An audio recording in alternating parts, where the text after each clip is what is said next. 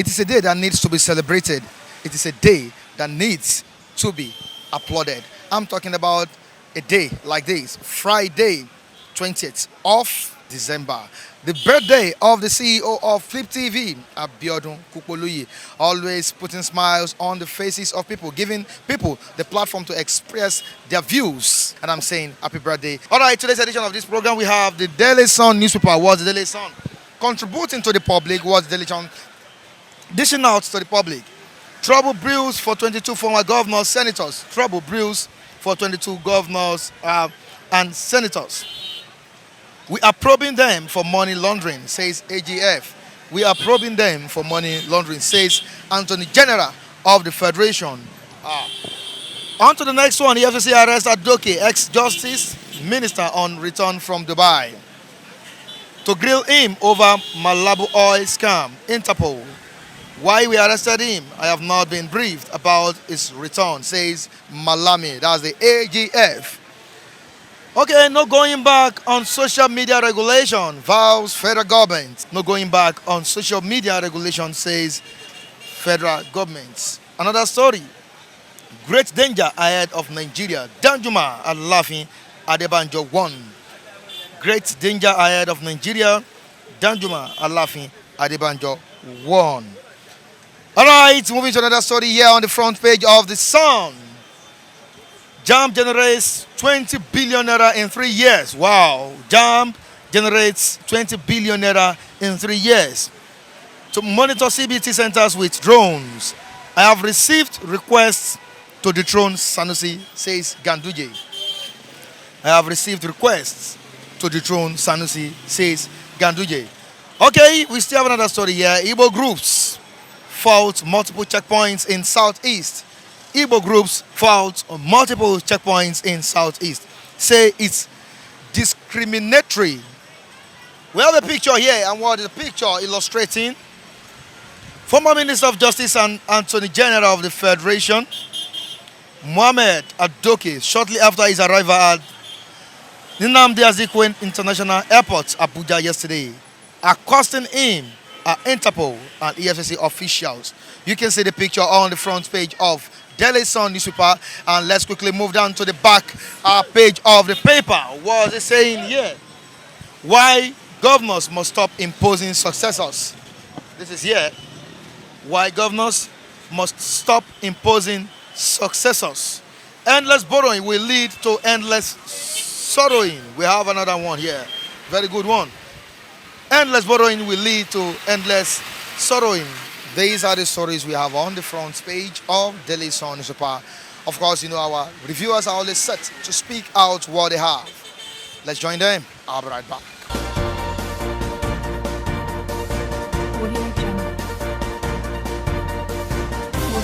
Adoke, the ex-justice minister on return from Dubai. And they should go on with their investigation. But it should not be one-sided. That is, should not be partial or it should not be political. Let them not make it to be political or partial. It should not be one-sided. Let them do it the way it's supposed to be. Try anybody, whether you are within the corridors of power or outside the corridors of power. So they should uphold justice. Actually, the headline today is not new. We have seen the step towards the corruption led by the this present administration led by the Mohammed Buhari. I think it is fair enough to every past governor that's have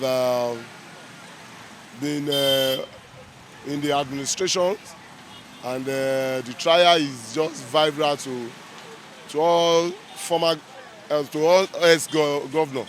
It could have been better, but if it is sectional, the way they are doing it, I see it as a threat to democracy. Now, do you see it as a sectional thing? Yes. Why I said so is because we've seen a very clear issue, a very clear case. Let's take a Lagos State, for instance. We have ex-governors that's been in these doubtful cases. especially their national leaders, former governor of Lagos State, when an individual can use a bullion fan to pull a large sum of money to his house and nobody is querying that, and EFCC said he's working, then what type of working is that? Some cried out, saying all sorts of things. They said they are not going to trace after him. But here the former governor of Abia being traced, Plateau being traced, and we have Ganduje case. The video showed the evidence. All the contractors have said their own part. Then what kind of evidence do we want again? So it's a very clear case that they will always trap their enemy. Now, you are talking about the APC trapping the opposition. Yes. But we have the likes of Oji Uzo Kalu being jailed for 12 years and is not. He's an PDP. He was just a fool because he wanted himself to be messed up. That is why he joined them that minute. If you can recall very well, he was in PDP before. Member, but he cross-carpeted, He now drew the cross-carpeting before the 2019. which was supposed to be saved based on what Ochonwale said. Yes, but at the end of the day, you know, the race for now, which this led government is trying to do, is to kill all the opposition leaders towards the 2023. If you can recall, Oji Usokalu is trying to contest for the president in 2023. Now it has been trapped down. Another is still coming. All those the big guns in the opposition circle, or which they see as a threat to them, the EFCC will be dealing with them. Now, the EFCC will be dealing them. Let's quickly move down to what we have here. EFCC arrests Adoke, ex-justice minister, on return from Dubai. Yesterday he was arrested at the Nnamdi Azikiwe International Airport in Abuja. Now, an ex-Attorney General of the Federation being arrested. What do you think is going wrong? What do you think is going on? Actually, we've had many things like that. That it still is something that is just part of what I've just concluded now. You see, Adoke, to me, he has to clean and show the world that the record is clean. Being an Attorney General, you need to be set your record straight. And I believe he's going to stand the trial and triumph, unless he has some hidden agenda. Some skeleton in his cupboard. Yes, unless he has that. But to me, Adoke, I know during the Good Lord Jonathan, which I believe he will always do things accordingly, unless it's against his discipline. He will definitely go to. No. Let's take a look at this. It seems the people and the ex-president of Nigeria, Goodluck Ebele Jonathan, the people in his cabinet were corrupt. Can you compare those working with Jonathan with the ones working with this present administration led by Muhammadu Buhari? The comparison is very clear. If you are talking of integrity, the corrupt leaders, we see more in this administration. In this administration, and I will be that mentioning. is fighting against corruption. Yes, and we'll be mentioning it. Is it Lai Mohammed? He was accused of so many millions in the ministry of one of the DG of directors of informations. But they swept it underground. Nobody talks about it. Is it Malami? The present Attorney General of the Federation. Then the present, and when we are talking of all those appointees by Muhammad Buhari, you see it is very glaring. They are corrupted. Like, is it the former governor of Osun? Arabishola. Yes. You see Fashola also? You can mention many like that. Are you talking of Akwa Ibom, former Akwa Ibom governor? Akpabio. Akpabio. Akpabio. Amechi also. Yeah, Michis. So, where are we heading to? Who are we deceiving? If you know you want to fight a corruption squarely, let's take it in a blended way. Let it be all free to all Nigerians. If you are past governor and you have been indicted, if you have been indicted, just stand a trial. Face the penalty. Yes. If you are free, then the whole world will know. But not you will be selecting people that you want to try. That is how I see all this, the trials of APC led by Muhammad Buhari. He was trapping his enemy, not his fighting corruption. Shebi, you see the present vice president sharing 10,000 naira around the corner because the election is approaching. Now they indicting, but they will not say it out because they knew what they are doing. That is why I said the corruption in this system is overwhelmed comparing to the other administration.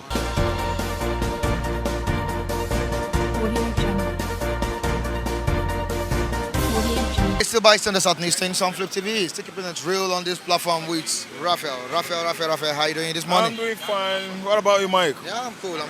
Looking so radiant this morning. Well, I thank God it's Christmas season and you can see the weather is so familiar. This is how it is every Christmas. The weather is so friendly to us, which is why you see me looking a bit, let me say, a bit radiant and fresh. All right, thank you, Raphael. Raphael, trouble brews for 22 former governors and senators. Yeah. But we have it here. AGF is saying that we are probing them for money laundering. Now, the question is, the AGF that is probing these people, is he also clean? Because he's under this administration. And we have the ex-AGF Yeah. being arrested by the EFCC. EFCC on Now, arrival from Abuja, from Dubai. From Dubai. Now, the present AGF under this administration is talking about probing 22 governors, senators, while the former AGF under the administration of President Goodluck Ebele Jonathan Was arrested. Now, what's the take on this? Well, it's laughable, it's hilarious, it's funny, you guys know. Let me tell you, I condemn all of them. The governors, the senators, the AGF, the CGN. The current CGN, his performances so far has indicted him. I'm telling you, someone is going to arrest him on arrival, maybe from Saudi Arabia. Come what may in the future. He is indicted. He is going to be held accountable for various offenses in the future, I predict. Then the AGF Malami is just rubbishing himself. He doesn't know what he's doing. Listen to me. All his statements are laughable. All his statements are still going to haunt him back. Someone else is going to do him what he's doing his brothers. Now, then the CGN, Abi, the AGF, okay, the ex-AGF that was arrested, let me tell you. Over the Malabo oil. Thank you. And the P and AID. Let me tell you, this guy was indicted. This guy is culpable. The senators, I want to speak on them. The senators and the governors, they are all indicted. They are thieves. The senators and governors in Jonathan's regime, I'm not exonerating anybody. I'm always blunt. I say the truth before God. The senators during Jonathan's regime are thieves. They all legislated for the interests of themselves and their families. They stole billions of naira. And I'm not trying to paint the current senators golden. I'm not trying to paint them with golden color. I'm not going to gild their body with gold color. They are not exempted, they are all thieves. Then governors from Obasanjo, OBJ, you've seen what happened in the recent time to Ojus Okalo. He served under OBJ. The whole governors of the Federation during OBJ are all indicted. They are all culpable to one crime or the other. Bordering on money laundering. So it is all interwoven. The senators, the governors, the AGM that is fuming so hot or whatever now, himself is indicted. The governors, the senators, they are all money launderers. They stole Nigerian form. They siphon our monies to overseas there. They should try all of them. But if you are trying them, make sure you watch your back because your own is coming up in the future. I have this to say about Amechi. Amechi was former governor of Rivers State, indicted of mismanagement of public fund that is meant for Rivers State government. I tell you, Amechi is culpable. Amechi is a criminal. If Buhari could probe other governors during Jonathan and the OBJ, and without probing Amechi, Buhari is still not fighting corruption rightly, the way it should be. But Malami said the president is dispassionate in fighting corruption. He said his fight against corruption is not sentimental. They are saying it because they always tell us that. They are saying it because we are used to hearing it and seeing it this way. They come up with one excuse or the other. They come up with one grammar every day. Dispassionate, not sentimental, not sessional, not selfish, not digressing. This is what we hear every day. He might say that because he's defending Mr. President. But let me tell you, I'm no longer gullible. You can't tell me such fairy stories and expect me to believe you. I'm a man. I take the facts. I take the truth out of falsehood. Do you understand? I take the fact out of mere heresy or flying news and keep the fact with me. It is wrong. Whatever he says about Buhari's fight against corruption is his own opinion. It is the best facts known best by him or for him. Let me tell you, Buhari is not fighting corruption squarely, we all know. Buhari is hunting perceived enemies. Perceived enemies. Odili, former governor of Rivers State, culpable to embezzlement. Chibika Amechi, former governor of Rivers State, culpable. Money laundering, here and there, is written all over his faces. He was the one that sponsored Buhari during his election. You know that. So which one? I know that he's soft pedaling on hunting those such, class of people or governors like Ibori and the rest. Ibori sponsored Yaradua. You and I know. Ibori was made sent during Yaradua's regime. I don't know whether you've forgotten. So until Yaradua died, then Jonathan came up and took his case up. So let me just narrate them. The former governor of Anambra State, Ngige, well, he did well. He's in the transportation ministry. He's the one that opened our eyes in Anambra State about what politics is all about, all the goodies, all the succulent juices that are coming in from our location to Anambra State's purse or treasury. So let me tell you, other governors like Muazu is currently in Abia State, Ojos Okalo, Theodore Oji, liable to various mismanagement of public funds that is meant for Abia State government. Then governors in the whole northern states, they are all culpable. I'm trying to tell you that this man is not fighting corruption squarely. Only 22 governors. 22 governors is too small. 22 governors. Former governors. When the whole state is 36 states from about the Obasanjo regime, 8 good years. Do you know how many governors that served there in that category in their various states? I'm telling you, not 22 is just too small. Too small. Bros, let me tell you, to name them but many. He's fighting few. He's fighting perceived few enemies. I'm telling you, he's not fighting corruption squarely. This guy, if you want to get it right, I would like to see Maina prosecuted. I would like to see Amechi hold culpable to various money laundering. I want to see Saraki being arrested. I don't want to know. I'm just telling from my own heart. He himself is culpable to various offenses when he was serving in Kwara State. Even if His sister was among the governors that rule in Kwara State. The current one, the one that served when he was a Buhari regime, first tenure. I don't know the person, but I know he has committed a lot. My brother, Michael, everybody should be held accountable. That is when you will convince the entire world that you are getting it right. Not hunt Emeka, leave Abdullahi. Hunt Adeyinka, leaving Tanko. Do you understand? Hold Kangiwa Bakinzua. I could remember in 1984 when he arrested Sam Bako. You know, we are good in quotation of history, historical quotes. Bakinzua was not detained.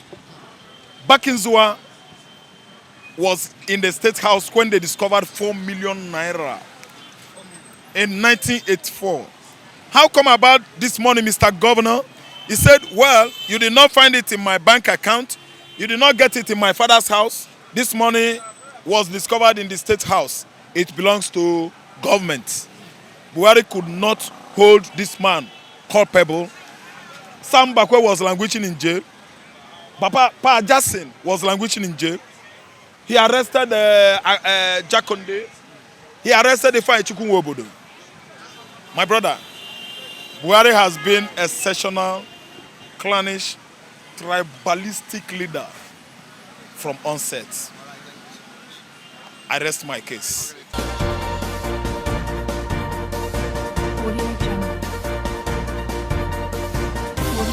And this is where we say goodbye on today's edition of Vice and the South Newsstands on Flip TV. To join us next time as we bring you another interesting topic from the newsstands, Michael Adekunle still remains my name. Of course, you know behind the camera is always Latif Adebwale. In the studio, the man with the dread himself, always keeping it real on this platform, Michael Ojo. And to you viewers, goodbye.